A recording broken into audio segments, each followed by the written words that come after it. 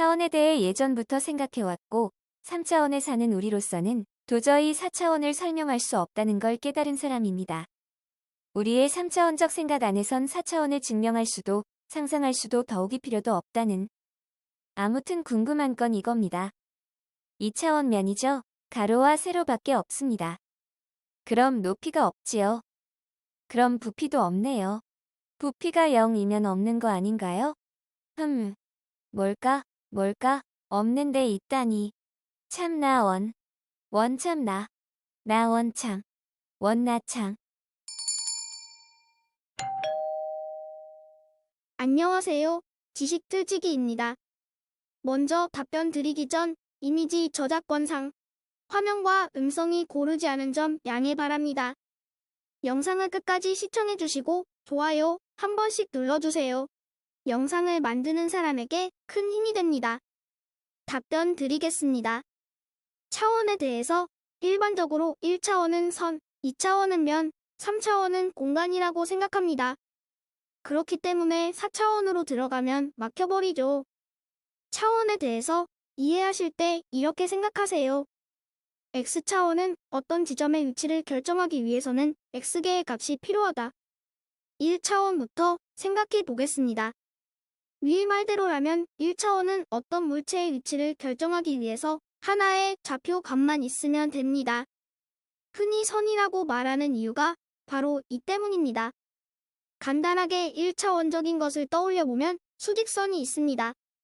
이 수직선 위에 어떤 한 곳을 나타내려면 하나의 좌표값만 있으면 충분합니다. 2차원으로 들어가 볼까요? 2차원은 한 지점을 결정하기 위해서 두 개의 좌표가 필요합니다. 역시 수학의 좌표평면에 적용시킬 수 있습니다. 좌표 평면상의 모든 점은 X좌표와 Y좌표 이렇게 두 가지의 좌표값으로 나타내어집니다. 이제는 3차원입니다. 3차원의 대표적인 예는 우리가 살고 있는 공간입니다. 수학에서는 공간 좌표가 있죠. 세 개의 좌표가 필요한 쉬운 예를 들어보면 약속 장소를 정할 때 K학교에서 남쪽으로 3m, 서쪽으로 2m에 위치한 8m짜리 빌딩의 옥상에서 만나자 라고 하는 식입니다.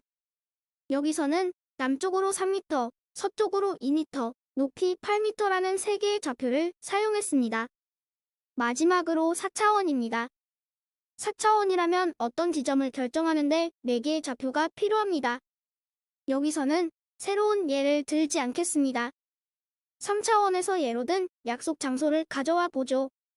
친구와 남쪽으로 3m, 서쪽으로 2m, 높이 8m인 지점에서 만나기로 했습니다. 그런데 이걸론 뭔가 부족하다고 느끼지 않나요? 이렇게 약속을 잡으면 10중 8구 친구가 물어볼 것입니다. 몇 시에 만날 건데? 여기에는 시간이라는 또 하나의 좌표가 빠진 셈입니다. 그래서 오후 3시에 만나기로 했습니다. 그럼 친구와 만나는 것은 남쪽으로 3m, 서쪽으로 2m, 높이 8m인 건물에서 오후 3시입니다. 약속 장소는 이와 같이 4개의 좌표를 통해서 나타내어질 수 있습니다. 그런데 지금 제가 예로 든 것은 우리가 살고 있는 곳입니다. 그렇다면 우리가 살고 있는 공간이 바로 4차원일까요? 이렇게 물었을 때의 대답은 아니오입니다. 어째서일까요? 우리는 약속 장소를 잡는데 4개의 좌표가 필요했습니다. 하지만 공간은 3개의 좌표로 구성될 수 있습니다. 거기에 시간이라는 한 개의 차원이 더 붙어서 총 4차원이 되며 이것을 시공간이라고 부릅니다. 다시 한번 말을 정리해보면 우리는 4차원의 시공간에 살고 있는 것입니다.